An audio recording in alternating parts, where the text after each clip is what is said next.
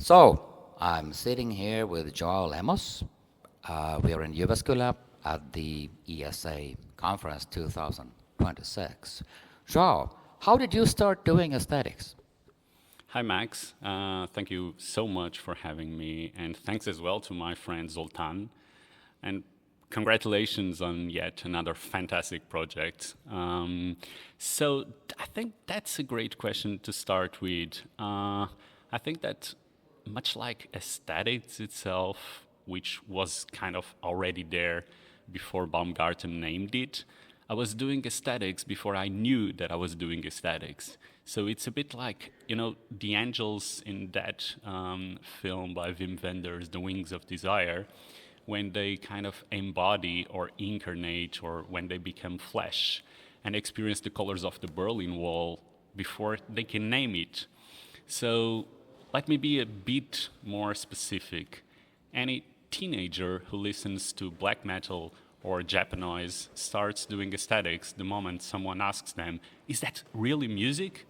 I think that was my case. So from a very early age and without any awareness of what it meant, I was already, say, analyzing concepts that belong to aesthetics and the philosophy of art.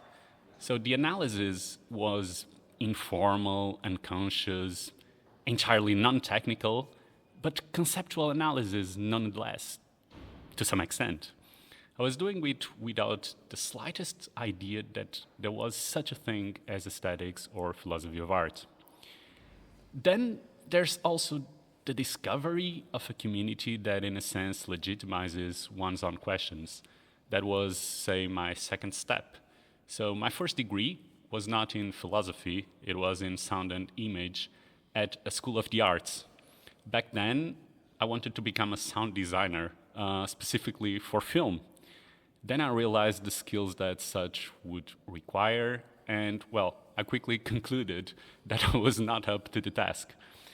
But what matters here, what I want to say, is that that school was an environment where my colleagues and I were not only taking our first steps in creating art, or at least supporting its creation, but also in reflecting on the creation of art, on the artistic practices themselves.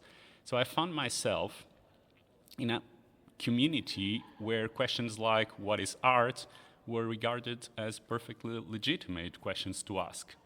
And then, or that, I gradually realized was very much what I needed at the time.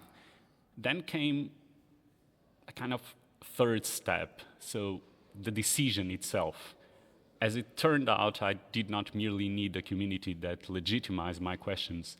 I also needed a community devoted to those questions, a community whose way of life was to ask those questions and to try to answer them. And that was not something I could find in a school of the arts, at least not in that school of the arts.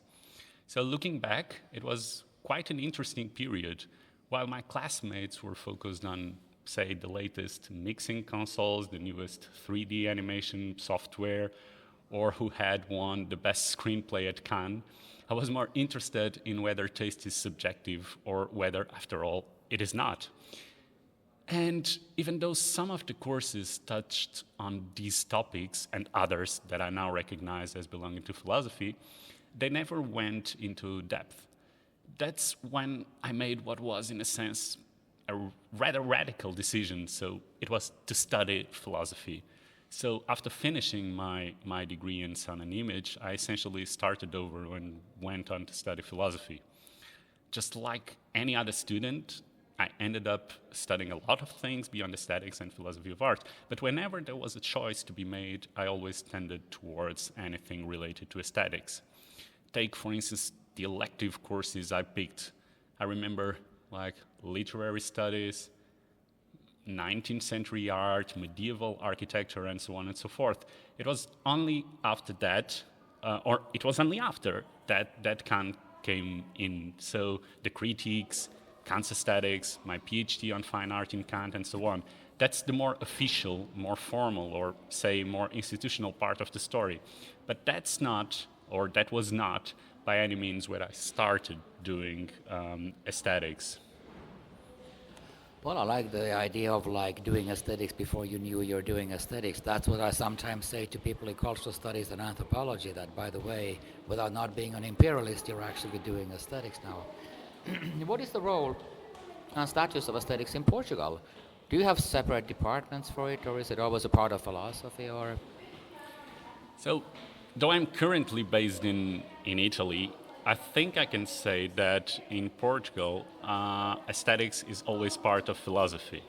And there are no separate departments for aesthetics. In fact, not only are there no separate departments for aesthetics, scholars who work primarily in aesthetics are often members of research groups in other areas rather than in groups dedicated to aesthetics. Take my case in Lisbon, for example. I'm a member in the Laboratory of Ethics and Political Philosophy, which, surprise, works mainly on ethics and political philosophy. And over the last years, I taught far more political philosophy and philosophical anthropology than aesthetics or philosophy of art. There are also no departments that one would immediately associate with aesthetics or with any other area of research, I would say. Even if some departments or research units are stronger or have a higher profile in a given field or subfield, this is usually the result of a funded project being carried out in that particular institution rather than the outcome of a, say, collectively discussed or strategically planned investment in the area. But this is not specific to aesthetics. It applies to any field.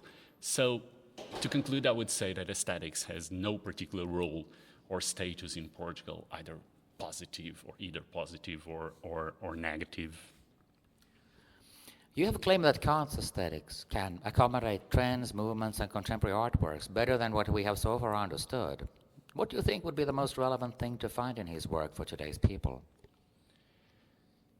Yes, so let me begin by situating and framing that claim. So in the article you are, I guess, referring to, my purpose was to show that Kant's views on the aesthetic appreciation of art can accommodate relatively recent developments in the philosophy of art. So Kant is often regarded as a formalist and an autonomist. And by contrast, I tried to show that his views on the appreciation of art are in fact accordant with contextualism as presented in Walton's categories of art, and with ethicism as presented, for instance, in Gaud's The Ethical Criticism of Art. So my aim was less to show that Kant's views can accommodate developments in contemporary art than to show that they can accommodate recent developments in the philosophy of art. That said, I think Kant's views can also accommodate developments in contemporary art, and for instance, Diarmuid Costello's works showed this to be the case, even when it comes to what Costello calls strong non-perceptual art. Yeah, so without intending in any way to exhaust the insights that contemporary readers might find in Kant's works, I think that his views, this is just an example, his views on oratory and deception may be helpful in better understanding what's going on in our response, including our aesthetic response to, for instance, propagandistic speeches. I took the liberty of bringing with me an excerpt of How Propaganda Works by Jason Stanley, where he holds that, let me quote it, if a television news station or newspaper presents itself as reporting all relevant news for political decision-making in a country, yet withholds crucial information for decision-making, it is a vehicle of propaganda, even if it never produces any actual propagandistic utterances. It is a vehicle of propaganda in virtue of undermining the political ideal it represents itself as embodying, that of fully informing its audiences. End of quote. So as I read it, this is very similar to Kant's description of deception in oratory. For Kant, it is not the case that a deceitful speech consists of nothing but lies. For a speech to be deceitful, it is enough that it presents itself as something it is not or turns out not to be. This is, say, oratory's lying promise. It falsely promises to engage in a business of the understanding, to observe, say, the strictest rules of rationality and the highest ethical principles.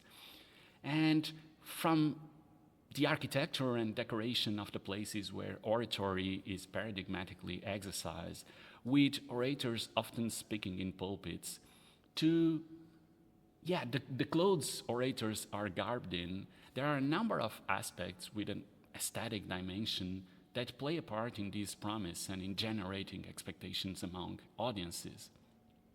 Yet, what oratory provides in the end is anything but a business of the understanding.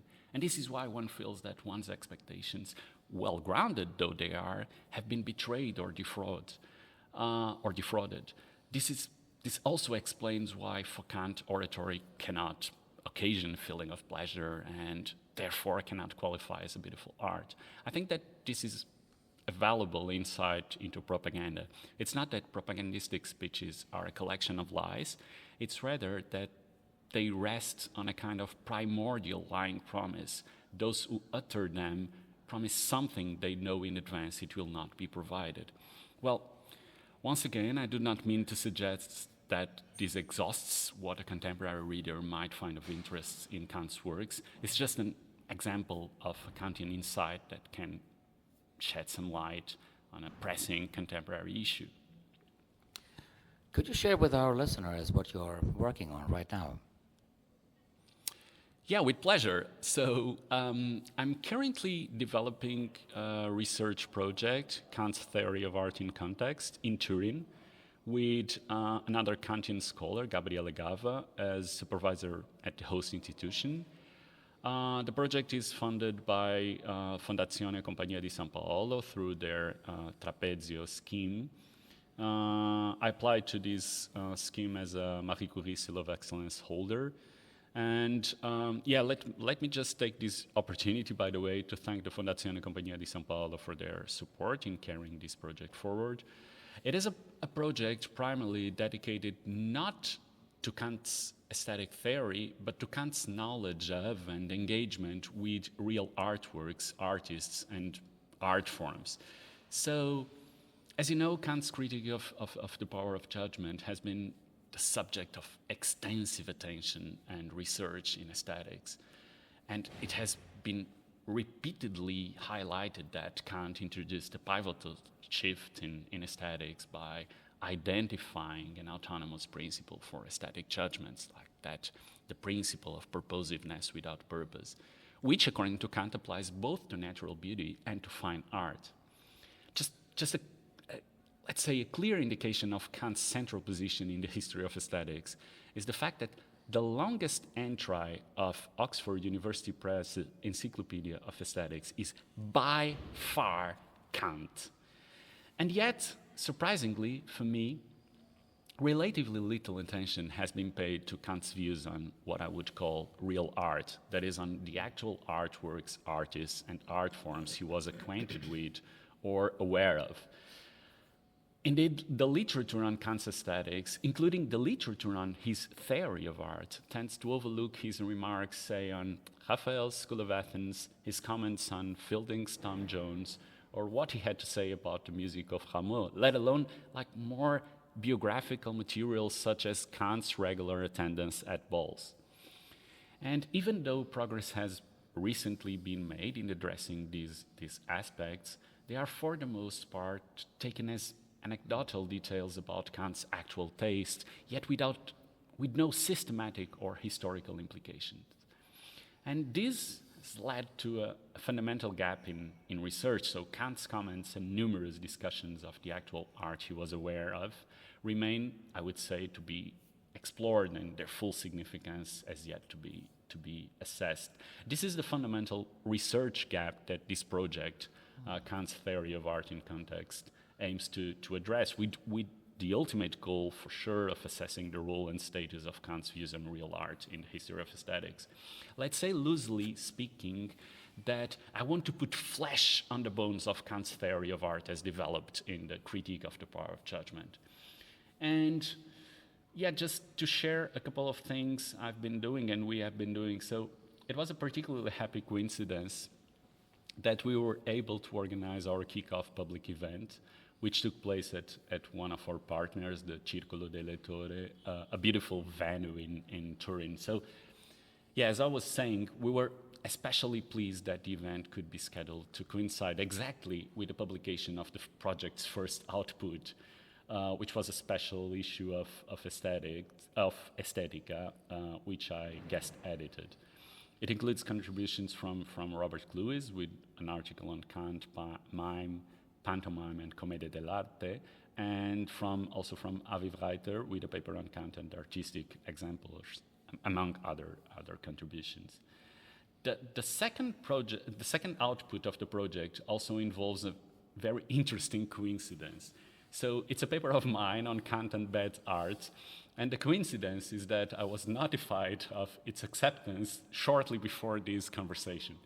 So the article will be published in the Journal of Aesthetics and Art Criticism later this autumn, and once again it draws heavily on Kant's remarks about real art, such as his criticism of Klopstock's work, especially when compared to John Milton. And it is relatively uncommon to speak of Kant in relation to art as involving rules.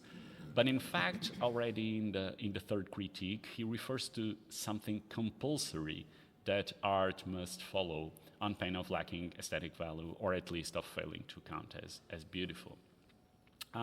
This becomes particularly clear in the context of negative aesthetics, and especially in relation to bad art. And note that bad art in Kant is not an invention of mine. Kant himself characterizes art that does not follow certain rules, especially in the case of poetry, as bad. In the meantime, I'm currently preparing 3 further outputs. So the first is a book that is already under contract with Bloomsbury and will be published hopefully in 27. The book is on Kant and the arts, artists, and artworks, and it includes contributions from scholars whose work in Kant and beyond is, I would say, particularly compelling. So I'm referring to Serena Falloy, Nuria Sanchez Madrid, Robert Lewis, James Mahone, Charles Emer, Susan Schell, Christoph Fricke, Günther Zoller, Giuseppe Motta, and Colin McQuillan. Apologies if I have forgotten anyone, but I don't think so. Yeah, and it has been a real privilege to work with all of them. Most of them were recently in Turin for the project's international workshop, where the draft chapters were presented and discussed. So I'm genuinely excited about this book.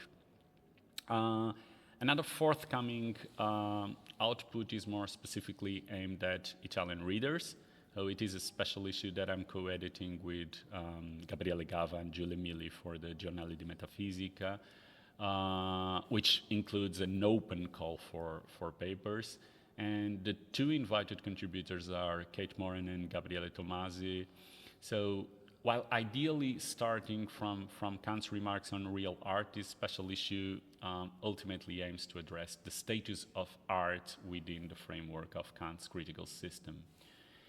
And as for my individual writing, I'm currently working on an article that I'm really enjoying. So many of the remarks that are relevant to it are not found in the Critique of the Power of Judgment. That is in Kant's, let's put it this way, official aesthetics, but rather in notes, correspondence, lectures, and so on and so forth.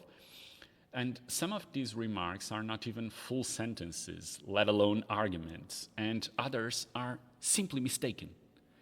Now, one of the greatest pleasures of this project on Kant is precisely working with loose ends. And that is the case with the misquotation Kant makes of Aristotle's account of friendship.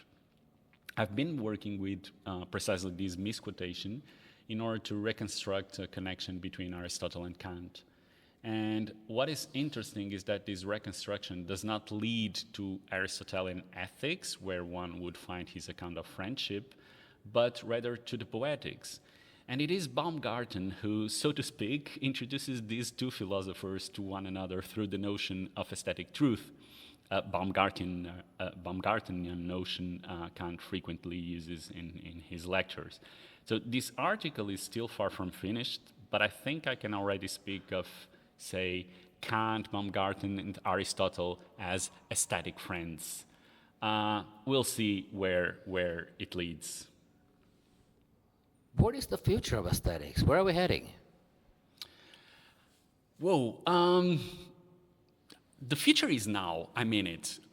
We are at the conference of, as you said, of the European Society for Aesthetics in Jyväskylä, and we are heading to a classroom to attend some very interesting talks.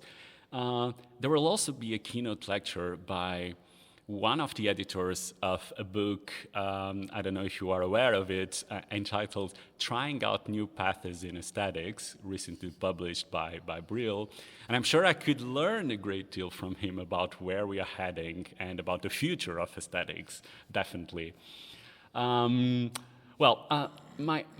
first answer to your question would be that aesthetics will have to keep pace with the major changes we are currently experiencing with climate change and ongoing technological developments at the forefront.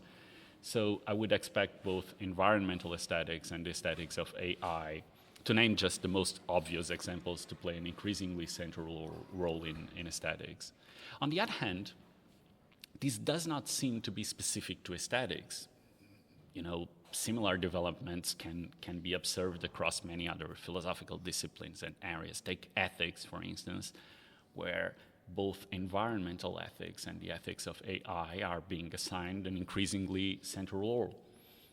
So perhaps I'm placing too much emphasis on my own interests, but I think aesthetics will also have to continue searching for its status as a discipline. And that would mean trying to identify its own criteria, its methods, its principles. Do not get me wrong, so this is in no way meant to deny or even call into question the inter- and transdisciplinary nature of aesthetics, which I fully acknowledge. But I'm afraid that there is no inter- or transdisciplinarity without disciplines, and aesthetics is still in need of finding its own principle or principles. So if it's not purposiveness without purpose, as Kant suggested, what could it be? That's, I think, a genuine question that aestheticians could ask to themselves. But again, this is perhaps what interests me the most rather than where we are actually heading. Well, there's a lot of material here to digest and think about. Thank you so much for the dialogue. Thank you so much, Max, and thanks again, and all the best for this project and for any other project you are engaging with. Thank you.